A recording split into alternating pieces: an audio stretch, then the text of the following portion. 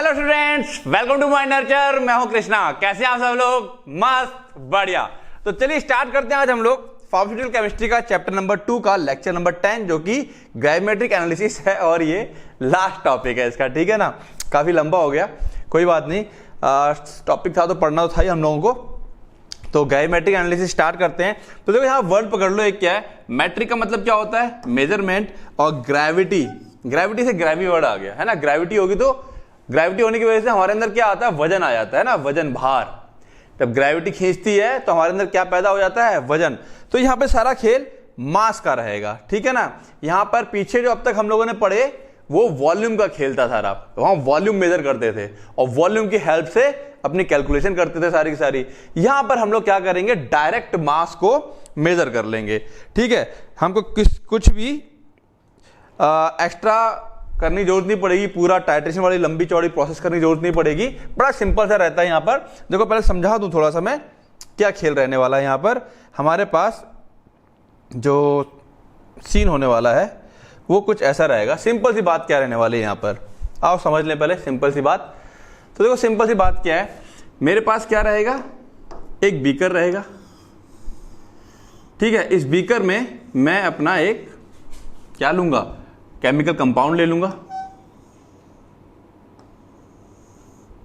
ठीक है, ये क्या है, स्पैचुला होता है। क्या होता है, इसको स्पैचुला कहते हैं ना, चम्मच को। ठीक है, इस स्पैचुला की हेल्प से मैं एक वो लूंगा, क्या, केमिकल कंपाउंड को ही ले लूंगा। उस केमिकल कंपाउंड को एक स्टेप और होना चाहिए था, मैं वेट कर लूंगा, जो मेरा वेइंग बैलेंस होगा। ठीक है, यहाँ पे रीडिंग वगैरह रहेगी, इसको यहाँ पे डाल करके मैं क्या कर लूंगा, वेट कर लूंगा। कितना होगा, लगभग 0.1 mg तक हम लोग वेट कर लेते हैं। ठीक है, उसको उठा करके ये क्या होगा, मेरे पास एक इनिशियल कंपाउंड रहेगा। ठीक है, इसका वजन मेरे को पता है 0.1 mg। एक उदाहरण ले लेते हैं हम लोग, किसका ले लिया, बेरियम क्लोराइड। इसी को हम लोग आगे पढ़ेंगे भी तो अच्छा रहेगा। हमने बेरियम क्लोराइड को तौल लिया 0.1 mg, या जो भी इसका मास ले लिया, उसको लेकर के मैं यहाँ पे इसको डिजोल्व कर दूंगा। ठीक है, मान लिया ये पानी है। ठीक है ना, इस बेरियम क्लोराइड को मैं डालूंगा और ये बेरियम क्लोराइड मेरा क्या हो जाएगा, डिजोल्व हो गया। क्या हो गया, डिजोल्व। तो पहली प्रोसेस क्या थी, हमने क्या कर लिया है, बेरियम क्लोराइड को घोल लिया है। अब सवाल ये करना क्या है, हम करना ये चाहते हैं कि बेरियम इस 0.1 में कितना है, इस बेरियम की क्वांटिटी को जो एनालाइट है वो नापना चाहते हैं हम लोग। इस 0.1 mg में बेरियम कितना है। ठीक है, तो बेरियम जब ये टूटेगा तो ध्यान रखो यहां पर क्या रहेगा, ये हम सबको पता है, बेरियम जब टूटता है तो यहां से क्या है, टूटेगा बेरियम क्लोराइड Ba2+ 2Cl-। अब बेरियम क्लोराइड यहां टूट चुका है। ठीक है, इसके अंदर क्या हो गया, ये टूट चुका है, किसके अंदर, Ba2+ Cl- में। ठीक है, अब इसके बाद हम लोग क्या करते हैं, इसमें डालेंगे अपना एक ऐसा एजेंट डालेंगे, ऐसा एजेंट डालेंगे, और इस एजेंट को कहते हैं प्रेसिपिटेटिंग। ठीक है, जो प्रेसिपिटेट बना देगा। प्रेसिपिटेट कुछ और नहीं होता है, मतलब सॉलिड पार्टिकल। क्या बना देगा, सॉलिड पार्टिकल। इसको सिंपल समझने के लिए तरीका क्या है, दूध में नींबू निचोड़ दो। दूध में नींबू निचोड़ते हो तो क्या आता है, दूध पानी सा था, लेकिन जैसे नींबू निचोड़ा तो उसके अंदर सॉलिड पार्टिकल आ गए, है ना, जिसे हम लोग क्या बोलते हैं, पनीर बोल देते हैं। तो ठीक है, जो सॉलिड पार्टिकल कैसे आए, हमने जो नींबू निचोड़ा उसने क्या करवा दिया, प्रोटीन को प्रेसिपिटेट करवा दिया, यानी कि जो लिक्विड फॉर्म में था, ठीक है, उसके अंदर से उसको सॉलिड फॉर्म में, यानी उनको आपस में मॉलिक्यूल को जोड़ के सॉलिड फॉर्म में निकाल दिया बाहर। बात समझ में आ गई। मक्खन बनाते हैं घर पे, फेरते हैं लस्सी को तो उसके अंदर मक्खन बाहर निकल आता है, पानी में से सॉलिड चीज बाहर निकल आती है। तो पानी के अंदर सॉलिड बाहर निकल के आ गया है, दैट इज कॉल्ड प्रेसिपिटेशन, है ना। पानी के अंदर से सॉलिड जो बाहर निकल आता है अपने आप से। कैसे आता है, पहले सारे मॉलिक्यूल दूर दूर होते हैं, हम एक ऐसा एजेंट डालते हैं कि ये सारे पार्टिकल पास आ जाते हैं, और पास आकर के क्या बना लेते हैं, एक सॉलिड पार्टिकल बना लेते हैं। ठीक है, तो इसके अंदर जो प्रेसिपिटेटिंग एजेंट हम लोग डाल देते हैं वो होता है हमारे पास क्या, H2SO4। क्या हो गया, H2SO4। अब देखो पूरी रिएक्शन क्या हो जाएगी हमारे पास, ये होगी मेरे पास, यहां पर जब मेरे पास क्या है, ये मौजूद है, यहां पर ये मौजूद है, यहां पे मैंने और क्या डाल दिया है, अब मैं यहां पर क्या ऐड कर दूं, H2SO4। तो देखो क्या कहानी हो जाएगी, H2SO4 जैसे डालेंगे ये टूट जाएगा, 2H प्लस SO4 2-, ये H2SO4 इसमें टूट गया। और यहां साथ में क्या मौजूद है मेरे पास, Cl- और साथ में क्या मौजूद है, बेरियम 2+। तो Cl इससे जुड़ जाता है और बेरियम इससे जुड़ जाता है, और बेरियम सल्फेट प्रेसिपिटेट, जिसको शॉर्ट फॉर्म में पीपीटी लिख देते हैं, प्रेसिपिटेट बनके सॉलिड बनके बाहर आ जाता है। उसके अलावा कोई और चीज इसमें नहीं होती है। ये जो प्रेसिपिटेट बाहर बनके आ गया है, इसके अंदर कौन है, इसके अंदर कौन है, बेरियम सल्फेट। अच्छा अब जरा बात समझना, ये जो बेरियम सल्फेट है जब प्रेसिपिटेट बनके बाहर आ गया, उसके बाद हम लोग क्या करते हैं, इसको छान लेंगे, ये सारा सॉलिड पार्टिकल अलग हो जाता है। इस सॉलिड पार्टिकल को हम लोग क्या कर लेते हैं, वेट कर लेंगे। हमें बेरियम सल्फेट का फॉर्मूला पता है, मॉलिक्यूलर कितना होता है, और इसके वेट के हिसाब से है ना, इसकी हम लोग क्या कर लेंगे, कैलकुलेशन कर लेंगे। यहां से हमें जो क्वांटिटी पता चलेगी, उसके हेल्प से हम लोग इस प्रेसिपिटेट के वेट के हेल्प से, ये जो प्रेसिपिटेट हमें मिला इसकी वेट के हेल्प से यहां पर बेरियम कितना होगा इसके अंदर, इस बेरियम क्लोराइड में बेरियम की क्वांटिटी क्या रहेगी, कितना परसेंटेज रहेगा, इसकी हेल्प से जो हमने वेट यहां लिया है, इस एनालाइट के अंदर बेरियम कितना होगा, हम लोग इसका पता लगा लेते हैं। बात समझ में आ रही है, बात क्लियर हो रही है। ये जो प्रेसिपिटेट बना है इसको वेट करके, अब देखो ये वेट हुआ इनडायरेक्टली एक तरह से हो रहा है, इसके वेट से हम लोग इस बेरियम क्लोराइड के अंदर बेरियम कितना है ये पता लगा रहे हैं। बात सिंपल सी है, ठीक है ना। अभी कैलकुलेशन नहीं बताऊंगा कैसे कैलकुलेट करते हैं इसको हम लोग। तो बात समझ में आ गई है। पहले हमारे पास एक अननोन चीज है, बेरियम क्लोराइड क्या है, ये अननोन है, हमें नहीं पता इसके अंदर बेरियम कितना, हमें केवल इसका वेट पता है कि हमने इतना वेट बेरियम क्लोराइड का ले लिया है, ठीक है। घोल दिया है, घोलने के बाद प्रेसिपिटेटिंग एजेंट डाल दिया, उसने बेरियम सल्फेट के प्रेसिपिटेट बना लिए, इसको हमने बाहर निकाल करके सुखा करके इसका वेट कर लिया। अब इसके वेट के हिसाब से हम लोग इसकी में कैलकुलेशन करते हैं, वहां से बेरियम क्वांटिटी पता चलती है, उसके हेल्प से हम लोग फिर यहाँ पे बेरियम क्लोराइड में बेरियम कितना है उसका पता लगाते हैं। क्लियर होगी बातें। तो यही है क्या, ग्रेविमेट्री। ग्रेविमेट्री मतलब वेट, वजन जो बन गया है इसका, इस वजन को हम लोग वेट कर लेंगे और उससे हम लोग आगे एनालिसिस करते हैं। तो आओ समझ लें अब लोग इसको डिटेल में थोड़ा सा। तो क्या कह रहा है अब ये प्रिंसिपल, जो कि अपने कोर्स में साफ साफ लिखा है, ग्रेविमेट्री का प्रिंसिपल पक्का पता होना चाहिए, वेरी इंपॉर्टेंट है। The principle of gravimetric analysis is based on the estimation of the mass percent of an ion. किसके ऊपर है, mass percent of ion element और radical in a impure compound sample. Impure compound यहां पे क्या है, ये रहा sample barium chloride of known quantity, जिसकी क्वांटिटी पता है, क्वांटिटी इसकी कितनी थी, इसकी क्वांटिटी कितनी ले ली हमने, 0.1 ग्राम, ये क्वांटिटी हमको पता है, ठीक है।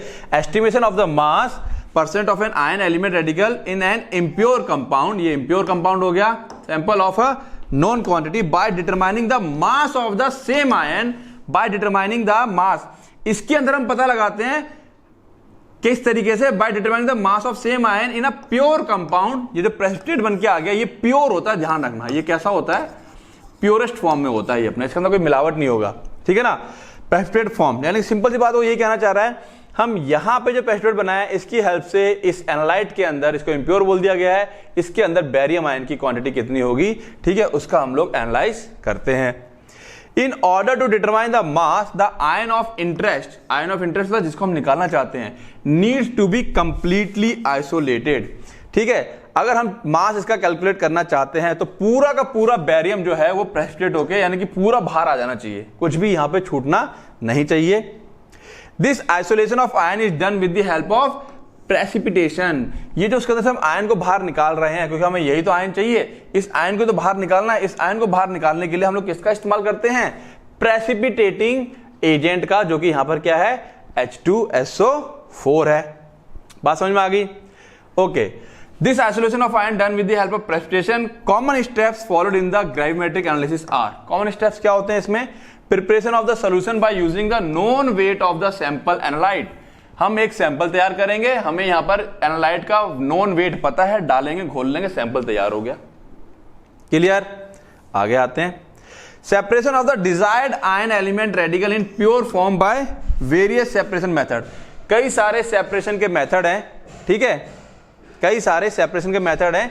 एक मेथड क्या है, प्रेसिपिटेशन। यहां पर हम लोग अपना एक प्रेसिपिटेशन मेथड लेके चल रहे हैं। 4 तरीके होते हैं ग्रेविमेट्री के, हम लोग अपना यहां पर एक लेके चल रहे हैं, कौन सा, प्रेसिपिटेशन वाला, ठीक है ना। तो यहां पे कह रहा है separation of the desired ion, जो हम आयन चाहते हैं, जैसे कि हमारे पास यहां पे एग्जांपल में क्या है, बैरियम, जो हम चाहते हैं उसको प्योर फॉर्म में क्या करेंगे, आइसोलेट कर लेंगे किसी भी एक तरीके से। फिलहाल यहां पे हम तरीका अपनाने प्रेसिपिटेशन का। After the ion has been separated, separated मतलब वो बैरियम सल्फेट बन गया और उसको हमने बाहर निकाल लिया है, ठीक है, सुखा लिया है। Weighing the amount of the pure insoluble compound form, ये जो प्रेसिपिटेट बना है ये इंसॉल्युबल है, तभी तो इसके अंदर घुला नहीं, तो इसको हम लोग क्या कर लेंगे, वेट कर लेंगे, इसको हम लोग वेट कर लेंगे। Calculating the value of the individual component of interest, अब हम लोग जो इंडिविजुअल कंपोनेंट ऑफ इंटरेस्ट है बैरियम सल्फेट का, उसको हम लोग क्या करेंगे, कैलकुलेट करेंगे based on the wait of the compound observed. जो कंपाउंड हमने वेट किया है उसके हिसाब से जो हम चाहते हैं बैरियम का वेट कैलकुलेट करना या परसेंटेज कैलकुलेट करना, उसको हम लोग क्या करते हैं, कैलकुलेट करते हैं। कैलकुलेशन का तरीका क्या होता है, एग्जाम्पल, ठीक है, वो कैलकुलेशन क्या रहेगा ये बता देता हूं मैं इसको। यहां पर पूरा का पूरा वही जो मैंने ऊपर एक्सप्लेन किया है उसको यहां पर एक एग्जांपल के तौर पर ले लिया है, एग्जांपल ऑफ ग्रेविमेट्रिक एनालिसिस।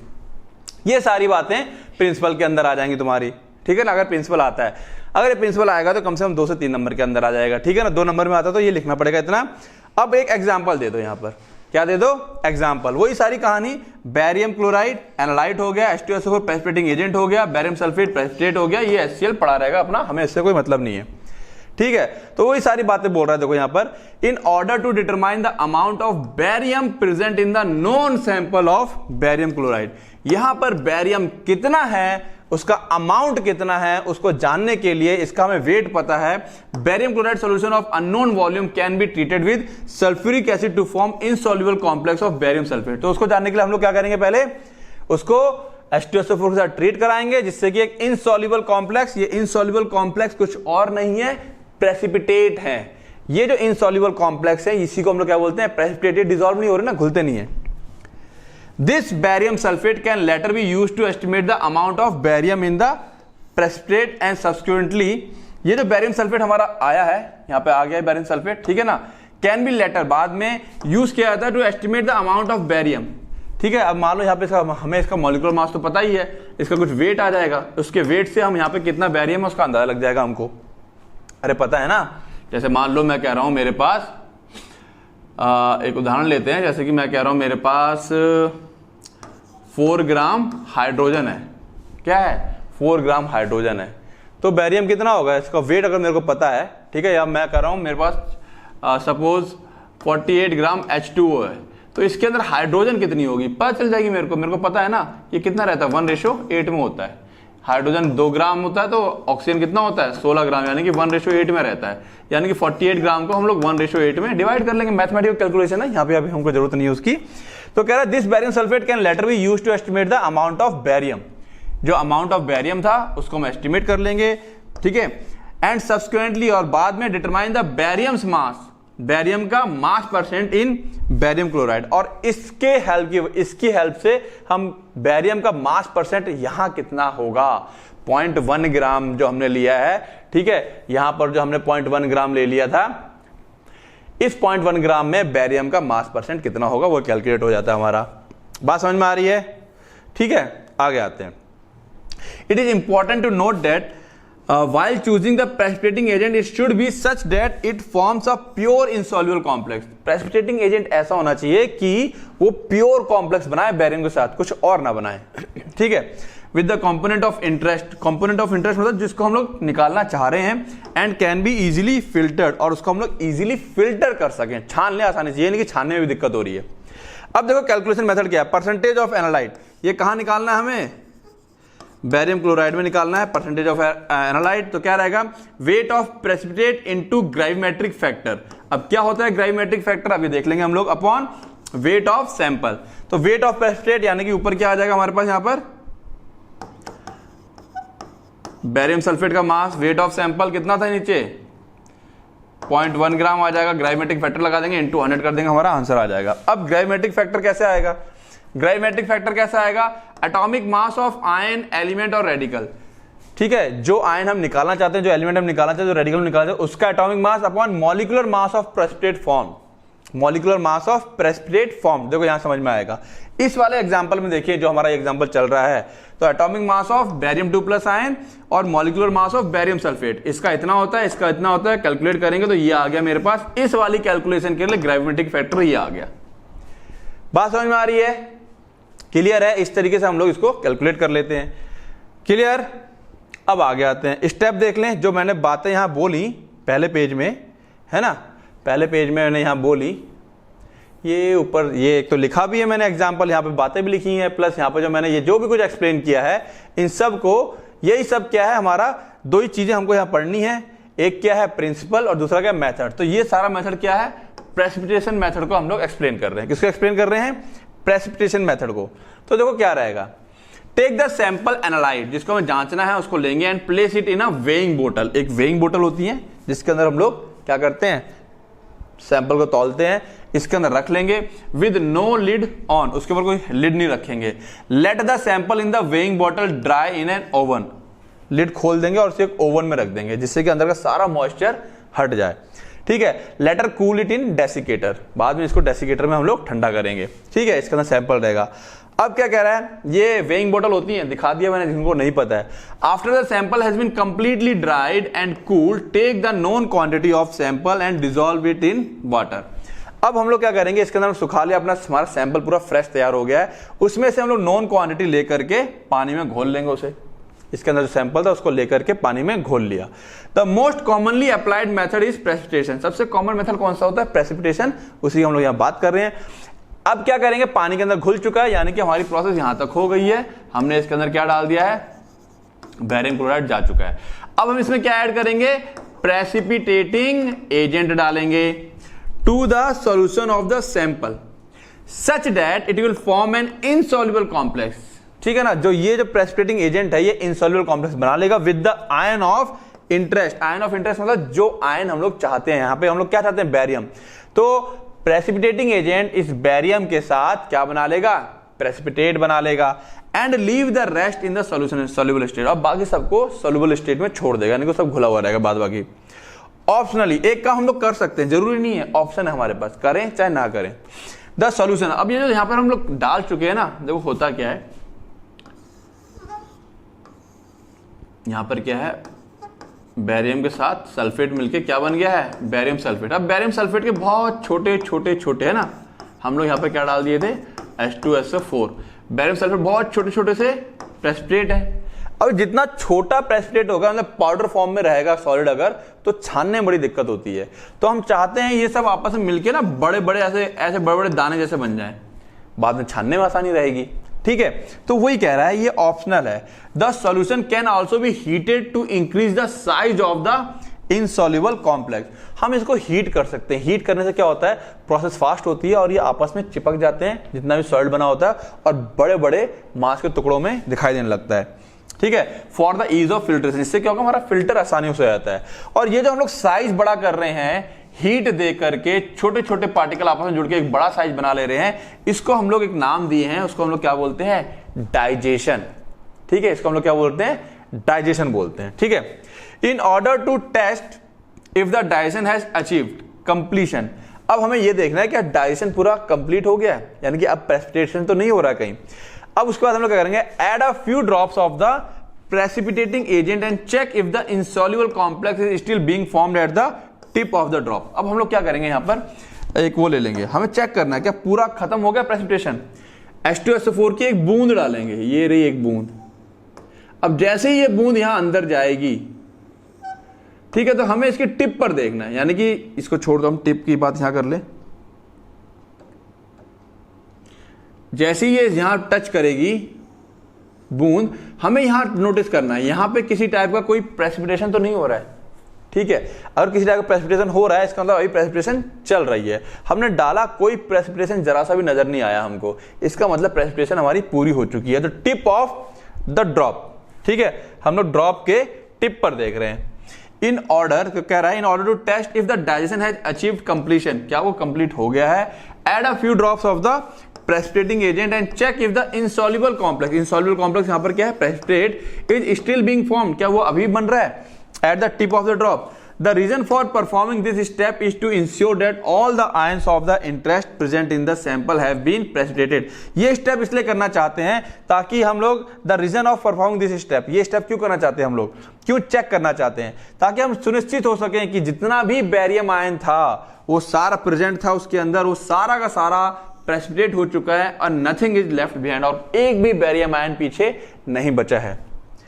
अब क्या करेंगे, using a Buchner funnel filter the solution containing the insoluble precipitate under the vacuum. अब लेकर के डाल देंगे यहाँ पे बुचनर फनल को, ऐसा होता है, ये फनल होता है, यहाँ पे कनेक्शन कर देते हैं वैक्यूम से, ये खींचता है इस तरीके से, ठीक है, सारा फिल्ट्रेट यहाँ पर आकर के इकट्ठा हो जाएगा। क्लियर है? तो ये कुछ बुचनर फनल होता है। यहाँ पे सिंपल हम कह सकते हैं, इस स्टेप में हमने क्या कर लिया है, फिल्टर कर लिया है वैक्यूम की हेल्प से, वैक्यूम की हेल्प से क्या कर लिया है, फिल्टर कर लिया है, अच्छा फिल्टर हो जाता है। अब perform a couple of washing. अब उसके बाद हम लोग क्या करते हैं, ये जो जिसके अंदर प्रेसिपिटेट था ना, इसको ऐसे लेंगे, पानी डालेंगे, हिलाएंगे और डाल देंगे, 2-3 बार धुलेंगे इसे। क्यों इसलिए धुलते हैं कि ऐसा तो नहीं कि किनारे किनारे यहाँ कहीं लगा पड़ा हो, हल्का हल्का ना प्रेसिपिटेट लगा हुआ हो, तो हम चाहते हैं वो सारा का सारा वॉश होकर के सब आ जाए। तो कह रहा है perform a couple of washing, 2-3 बार, कम से कम 2 या 3 बार उसको वॉश करके, using the beaker containing the solution, जिस बीकर में सॉल्यूशन था उसको वॉश करेंगे, टू इंश्योर दैट, ताकि सुनिश्चित हो सके, नो रेसिड्यू, कुछ भी बचा खुचा वहां नहीं रह गया, is left on the walls of the beaker, beaker की दीवारों पे कुछ भी बचा खुचा नहीं रह गया, इसलिए 1-2 बार उसे वॉश करेंगे। तो फिल्टर के बाद क्या आ गया, वॉशिंग आ गई हमारी, ठीक है ना। After all the precipitate has been collected on to the filter paper, जब सारा फिल्टर पेपर यहां आ जाएगा, कीप इट फॉर ड्राइंग, उसको हम सूखने के लिए रख देंगे, ठीक है। तो यहां पर एक प्रोसेस क्या आ गई, यहां पर ड्राइंग आ गई, ठीक है। Make sure to dry the product completely to get the accurate result, हम श्योर करें ताकि पूरा सूख गया है, कुछ और चीज उसके अंदर नहीं होनी चाहिए। वंस ड्राइड, एक बार अगर सूख गया, वे द प्रोडक्ट को तौलो बाय यूजिंग द स्टोइचियोमेट्री, तौलने के बाद स्टोइचियोमेट्री का इस्तेमाल करते हुए of the reaction determine the mass of ion form. अब यहां पर हम लोग क्या है, बैरियम सल्फेट है, ठीक है ना, ठीक है, ये कितना मोल बना होगा उसका स्टोइचियोमेट्री को देखते हुए, इसका वेट तो हमको पता ही है, इस वेट की हेल्प से बैरियम कितना होगा हमको यही पता चल जाएगा कि इसके अंदर इतना बैरियम होगा। Now this value of mass obtain, जो मास ऑब्टेन हुआ है by calculation, can further be computed to determine the mass of the same ion in the unknown sample. अब यहां पर कैलकुलेशन कौन सी लगा देंगे, वो परसेंटेज एनालाइट वाली। कौन सी कैलकुलेशन लगा देंगे, परसेंटेज एनालाइट वाली। ओके, तो फाइनली हम लोग क्या करेंगे, कैलकुलेशन कर लेंगे जो हमने तरीका पीछे देखा था, ठीक है। तो ये तो हो गया हमारा प्रेसिपिटेशन मेथड, एक तरीका हमें करना था, वो हमने यहाँ पे देख लिया, समझ लिया। अब आओ देखिए जरा आगे हमारे पास और क्या बातें समझने के लिए। टाइप्स ऑफ ग्रेविमेट्रिक एनालिसिस की बात करें, इसके अलावा और क्या क्या तरीके हैं, तो प्रेसिपिटेशन मेथड तो हमने सीख ही लिया अभी। एक है वोलेटिलाइजेशन मेथड, वोलेटाइल मतलब भाप बना करके उड़ा देना। तो देखो जो सैंपल होता है ना, इसमें से मान लो इसका हमें वेट पता है, हमें इसका वेट पता है, हम हीट करेंगे, यहां से चीजें उड़ जाएंगी, उड़ने के बाद फिर वेट कर लेंगे, तो जो मास का डिफरेंस आएगा, जो मास का डिफरेंस आ जाएगा, उससे हम लोग क्या कर लेंगे, अपनी कैलकुलेशन करते हैं। इसकी डिटेल में नहीं जाएंगे ज्यादा, फिर इतना सिंपल समझ ले बात को। तो process of separating components of the mixture by heating, ठीक है। जो हमारा आयन हम इंटरेस्ट होता है, जो हमारा आयन जानना चाहते हैं, उसको उड़ा देते हैं हम लोग, कलेक्ट करेंगे आगे जाकर के, उसको उड़ा दिया, ठीक है। फिर कितना मास में डिफरेंस आ गया अभी और बाद वाले में, ठीक है, उड़ने के बाद। और chemically decomposing the sample is known as volatilization gravimetry, ठीक है ना। सिंपली क्या कर रहे हैं, हीट कर रहे हैं और उसे मास को उड़ा दे रहे हैं, और पहले और बाद में जो डिफरेंस आ गया मास में, उसको हम कैलकुलेट करके अपनी कैलकुलेशन करते हैं। नेक्स्ट आता है हमारे पास, ओके, क्या कर रहा है, any volatile molecule ion of interest are separated out by heating और chemical breakdown resulting in change in the mass that we can measure. जो मास में चेंज आता है उसको हम लोग क्या कर सकते हैं, फिर मेजर कर सकते हैं। इलेक्ट्रो ग्रेविमेट्री, इलेक्ट्रो मतलब इलेक्ट्रोड्स होते हैं ना, इलेक्ट्रोकेमिकल इक्वेशंस होती हैं, याद है, इस तरह से हम लोग करते थे, 2 लगा देते थे सैंपल, यहाँ बैटरी लगा देती थी इस टाइप से, यहाँ पे आयन डिस्चार्ज होते थे, ये पिघल जाता था, याद होगा। इस तरह से हम लोग फैराडे लॉ ऑफ इलेक्ट्रोलिसिस का काम करते थे। सेम तरीका यहाँ पे आने वाला है। Electrochemistry technique for separating and quantifying, separate करना है, क्वांटिफाई फाइंड करनी है आयंस की of a material most often metal, generally metal होता है, क्योंकि इलेक्ट्रोलिसिस जब करेंगे तो मेटल ही चाहिए होगा हमें। The analyte solution is electrolysed during this process, उसको हम लोग क्या करते हैं, इलेक्ट्रोलाइज कर देंगे, इलेक्ट्रोलिसिस करते हैं। The mass of the cathode, cathode पे जो मास आता है, is measured before and after the experiment, यहाँ कैथोड पे जो मास जमा हो जाएगा उसको हम पहले और बाद में मेजर कर लेते हैं कि पहले कैथोड का मास कितना था, जब मास डिपॉजिट हो गया उसके बाद कितना हो गया, माइनस कर लेंगे, हमारा मास निकल आता है। ठीक है, and the difference is used to compute the analyte mass in the original solution. ठीक है ना, और जो डिफरेंस आ जाता है पहले वाले कैथोड और बाद में जो मास आ चुका है उन दोनों का मास में डिफरेंस करके जो मास आ जाएगा उससे हम लोग अपनी कैलकुलेशन करते हैं। देन थर्मोग्रेविमेट्री, थर्मो मतलब हीट, यहाँ पे भी सेम चीज आती है। Thermogravimetric method is an analytical method used to measure a material's thermal stability. यहाँ पर हम लोग मटेरियल की थर्मल स्टेबिलिटी देख रहे हैं, हम हीट कर रहे हैं, एंड वोलेटाइल कंपोनेंट परसेंटेज, और उसके अंदर कितना वोलेटाइल कंपोनेंट है। एक मान लो पेन है, मैं हीट कर रहा हूँ लगातार, अभी थोड़ा सा मान लो कुछ उड़ गया और कुछ बचा हुआ, अब वो नहीं उड़ रहा है, तो हमें पता चल जाएगा इतना पार्ट इसका वोलेटाइल है और इतना पार्ट इसका नॉन वोलेटाइल है। ठीक है ना, and volatile component percentage by measuring the weight change that happens while a sample is heated at a constant pace. लगातार एक हीट दे रहे हैं तो जितना भी पार्ट इसका वोलेटाइल होगा उड़ जाएगा, जो नॉन वोलेटाइल पार्ट होगा वो इसका यहीं पर रह जाता है। ठीक है, अब इसके कुछ एडवांटेज देख लें। 4 तरीके के थे हमारे पास टाइप्स, इसके एडवांटेज देखें। The analysis is exact and accurate, इसकी एनालिसिस कैसी होती है, एग्जैक्ट होती है एंड एक्यूरेट होती है when a modern analytical scale is used, जब हम लोग मॉडर्न एनालिटिकल स्केल को इस्तेमाल करते हैं। As filtrates can be tested for completeness of precipitation, filtrate को हम लोग चेक कर सकते हैं कि रिएक्शन या प्रेसिपिटेशन कंप्लीट हुआ है या नहीं, हमने किया था ना, उसे ड्रॉप डाली थी। ठीक है, and precipitate can be examine for the presence of contamination, और जो प्रेसिपिटेट होता है फाइनली तैयार हो जाता है हमारे पास, उसके अंदर कोई कंटेमिनेशन है या नहीं है वो भी हम चेक कर सकते हैं। The potential cause of inaccuracy may be easily verified, और इसी वजह से अगर कोई इनएक्यूरेसी आती है, कोई कॉज जनरेट होता है उसके अंदर इनएक्यूरेसी का, तो उसको हम लोग क्या कर सकते हैं, वेरीफाई कर सकते हैं, यानी कि यहाँ पर जो एरर होगा उसको हम लोग इजीली फाइंड आउट कर सकते हैं। It is an absolute approach which involves the direct measurement and no calibration. यहाँ पे कोई कैलिब्रेशन की जरूरत नहीं है हमें, कोई जैसे हम लोग करते थे ना कि सेकेंडरी जो स्टैंडर्ड होते थे उनको हम पहले क्या करते थे, प्राइमरी चेंज करते थे, स्टैंडर्डाइजेशन करते थे। ठीक है, कैलिब्रेट करना, यहाँ पे ऐसा कुछ नहीं है, सिंपल प्रेसिपिटेट किया, मेजर कर लिया, सिंपल अपना डायरेक्ट मेजरमेंट है। The determination could be made with the relatively inexpensive equipment, कुछ चाहिए ही नहीं हमें, कोई महंगा वो नहीं चाहिए हमें, वेट किया, प्रेसिपिटेट बना, सुखा लिया, फिर उसे वेट कर लिया, तो कोई महंगा यहाँ पर हमें apparatus नहीं चाहिए।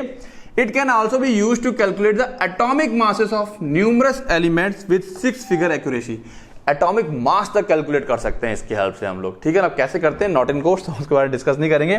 6 फिगर की एक्यूरेसी रहती है इसमें। ठीक है ना, तो एटॉमिक मास तक हम लोग यहाँ पर कैलकुलेट कर सकते हैं।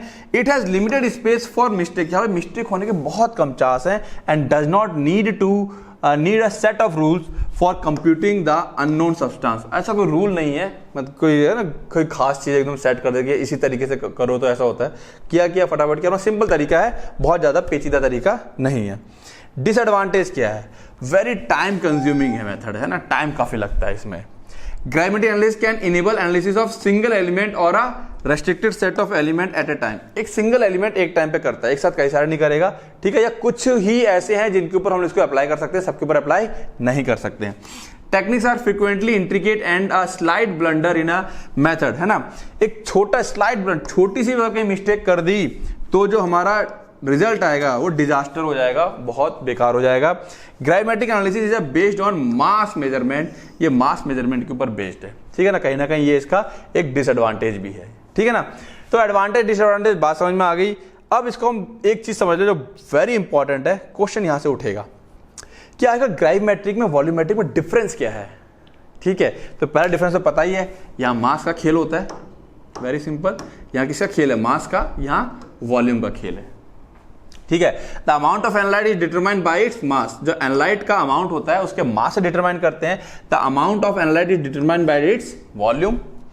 Separation techniques to form insoluble complexes are used. ठीक है ना, सेपरेशन टेक्निक मतलब हम जब उसको अलग करते हैं तो उसके लिए हम लोग इनसॉल्युबल कॉम्प्लेक्स वाली टेक्निक इस्तेमाल करते हैं, यानी कि ऐसी टेक्निक जिसमें वो इनसॉल्युबल हो जाए, प्रेसिपिटेट फॉर्म हो जाए। Volumetric analysis is perform with the help of titration, यहां पर हम लोग टाइट्रेशन का इस्तेमाल करते हैं। ठीक है, द फाइनल, यहाँ पे हम प्रेसिपिटेशन का इस्तेमाल करते हैं, यहाँ टाइट्रेशन का इस्तेमाल कर रहे हैं। The final result obtain is in grams, यहाँ हमारा आंसर ग्राम में आता है, यहाँ हमारा आंसर मिलीलीटर्स में आता है। बात समझ में आ गई। तो ये बेसिक से कुछ डिफरेंस थे जो तुम्हें पता होने चाहिए थे ताकि दिमाग में सेट रहे। ग्राविमेट्री और वॉल्यूमेट्रिक दो अलग अलग हेडिंग भी दे रखी है, इसलिए हमारे सिलेबस में, क्यों इन दो हेडिंग अलग अलग हैं, ये बात तुम्हारे समझ में क्लियर कट आनी चाहिए। तो ये हमारे पास ग्रामेटिक एनालिसिस हो जाती है।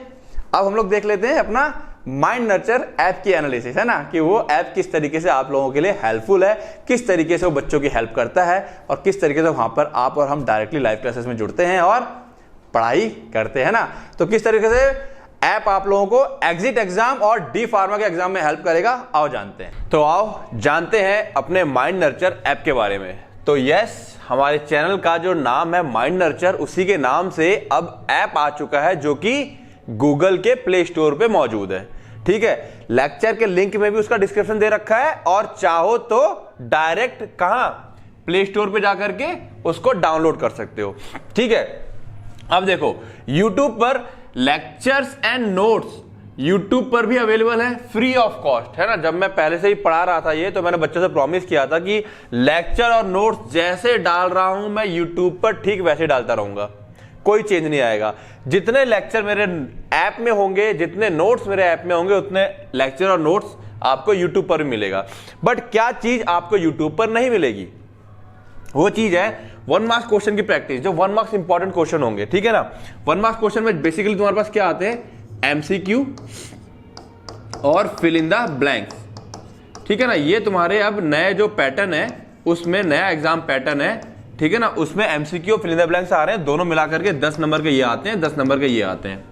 ठीक है, प्लस 2 मार्क्स क्वेश्चन, यानी कि आप इतना सारा पढ़ेंगे, यहां वो कुछ इंपॉर्टेंट क्वेश्चन दूंगा मैं 2 मार्क्स 3 मार्क्स 5 मार्क्स की, अगर केवल आप उतना ही पढ़ लेंगे तो पास तो गारंटी हो जाएंगे। ठीक है, और हाँ, जब डिटेल नॉलेज चाहिए होगी, ठीक है, तो उसके लिए पूरा लेक्चर पढ़ेंगे भी और समझेंगे भी आप लोग, मैं तो पढ़ा ही रहा हूं। ठीक है, और जिस बच्चे को केवल पास होना है वो केवल मेरा क्या करेगा, इन क्वेश्चंस की प्रैक्टिस कर लेगा। लाइव क्लास होगी। अब मान लो मैं ये यूट्यूब पे लेक्चर को पढ़ा दिया है, अब वो कहीं कुछ तुम्हारा डाउट फंस गया है, ठीक है, तो वो कैसे कवर होगा वो, तो उसके लिए क्या होगा, लाइव क्लास होंगी। डाउट्स के लिए मैं आया करूंगा लाइव क्लास, जो कि अभी स्टार्ट ऑलरेडी हो चुकी है, बच्चे डाउट्स पूछ रहे हैं और क्लास चल रही है। सबसे बच्चों बड़ी चीज जो होने वाली है, MCQ टेस्ट की प्रैक्टिस। ये तो चलो एक बार को ठीक है, MCQ क्वेश्चंस की इतनी सारी प्रैक्टिस होने वाली है। हर लेक्चर से 15-20 क्वेश्चन, फिर पूरे चैप्टर से मिला करके 100-150 क्वेश्चन हो जाया करेंगे, जो कि तुम्हारे डी फार्म और सबसे इंपॉर्टेंट एग्जिट एग्जाम के ऊपर बेस्ड होने वाले हैं MCQ क्वेश्चन। अब देखो समस्या क्या है, ये MCQ क्वेश्चंस का टेस्ट हम लोग कहां नहीं ले सकते, यूट्यूब पर नहीं ले सकते। अब यूट्यूब पे क्या होगा मैं बताता हूं, ऐसे में चल रहा हूं, क्वेश्चन लिखा होगा, 4 ऑप्शन लिखे होगा, मैं बोलूंगा बच्चों ये क्वेश्चन है, ये 4 ऑप्शन है, इसका आंसर ये है। मजा नहीं आएगा ऐसे, ठीक है ना। मजा कैसे आएगा, क्वेश्चन सामने होगा, तुम पढ़ोगे और तुम आंसर क्लिक करोगे, पढ़ करके सोच करके, वो मजा आएगा, उससे प्रैक्टिस होती है असली। ठीक है ना, तो ये सबसे बड़ा पार्ट आपको मिलने वाला है। फिल इन द ब्लैंक्स के बारे में बात कर ही चुका हूं। Routine test for D pharm and exit exam, only 40% marks चाहिए, सबको पता है। 100 में से सबको कितने चाहिए, 40 नंबर में पास हो जाओगे। ठीक है ना, तो रूटीन टेस्ट का क्या मतलब है, मान लो चैप्टर 1 किसी सब्जेक्ट का खत्म हुआ, उसका टेस्ट हो जाएगा, फिर चैप्टर 2 खत्म हुआ, उसका टेस्ट हो जाएगा, फिर कंबाइंड टेस्ट होगा एक किसका, chapter number 1 plus chapter number 2 का, फिर चैप्टर 3 मान लो खत्म हो गया, फिर उसके बाद एक कंबाइंड टेस्ट होगा 1 + 2 + 3, इस तरह से चलता रहेगा। एक टाइम वो आएगा 1 + 2 + 3, मान लो 13 चैप्टर है तो कंबाइंड टेस्ट हो रहे हैं। ये जो टेस्ट अगर बच्चा कोई मन से देता है, बहुत अच्छे मन से, तो मोर देन 95% उसका कहीं नहीं गया है। और अगर बेमन से भी दे रहा है 20-30% तैयारी करके भी, तो 40% यानी कि 40 नंबर लाना, फिर उसके लिए फाइनल एग्जाम में बहुत आसान हो जाएगा। और सबसे बड़ी बात बेटा, जो पढ़ाई होगी ना हमारा इस एग्जाम को टारगेट करके होगी। ठीक है ना, जो सब्जेक्ट तुम्हारे एग्जिट एग्जाम में आएंगे उसको टारगेट करके पढ़ाई होगी, यानी कि जब थ्योरी पढ़ोगे या क्वेश्चन अच्छे से कर ले जाओगे तो MCQ तो बहुत आराम से कर ले जाओगे, और MCQ जब बहुत आराम से कर ले जाओगे तो एग्जिट एग्जाम बहुत आराम से क्लियर कर ले जाओगे। बात समझ में आ रही है। और फीस बिल्कुल मिनिमल है, 1100 रुपए पूरे साल के लिए सभी सब्जेक्ट्स की। फर्स्ट ईयर पूरा साल सभी सब्जेक्ट 1100 रुपए, सेकेंड ईयर पूरा साल सभी सब्जेक्ट फिर से 1100 रुपए, यानी कि एक साल की फीस आपकी 1100 रुपए पड़ रही है। इस फीस को अगर आप अपनी कॉलेज फीस से कंपेयर करोगे तो ना के बराबर है। महीने का तुम्हारा 92 रुपए समथिंग पड़ता है जाकर के। इससे सस्ता, चीप और बेस्ट चीज आपको नहीं मिलने वाली है। उसके बाद भी अगर कोई क्वेरी है, कोई चीज समझ में नहीं आ रही है, ऐप को लेकर के, ठीक है। या कुछ बच्चों को ये दिक्कत है, नोट्स का लिंक जो डिस्क्रिप्शन में दिया रहता है लेक्चर के, यूट्यूब के सभी लेक्चर, मेरा कोई लेक्चर ऐसा यूट्यूब पे नहीं है जिसमें मैंने नोट्स नहीं दिया है, ठीक है। जिन बच्चों को नहीं पता, डिस्क्रिप्शन से निकालना नहीं आता है, मुझे कॉल कर ले या किसी अपने दोस्तों से पूछ लें, ठीक है। उसके बाद भी कोई दिक्कत है तो बेझिझक बिना हिचकिचाए मुझे कॉल करें, डाउट क्लियर करें इस चीज को लेकर के, सर कैसे क्या है, ठीक है, मैं तुम लोगों को वो चीज बता दूंगा। क्लियर है, बात समझ में आ गई। और सबसे बड़ी चीज, ये सब करने के लिए क्या करना पड़ेगा, यस, रिवीजन। बिना रिवीजन के आप ये सारी चीजें नहीं कर पाओगे, यानी कि पढ़ना पड़ेगा, है ना। तो रिवीजन जरूर जरूर जरूर करना। मैं हमेशा कहता हूं रिवीजन ही है सिलेक्शन। रिवीजन करोगे तो लाइफ में हर एक चीज में अचीव पा लोगे, हर एक चीज आपको अचीव हो जाएगी, ठीक है ना। तो क्या करते रहो, रिवाइज करते रहो और पढ़ते रहो। All the best.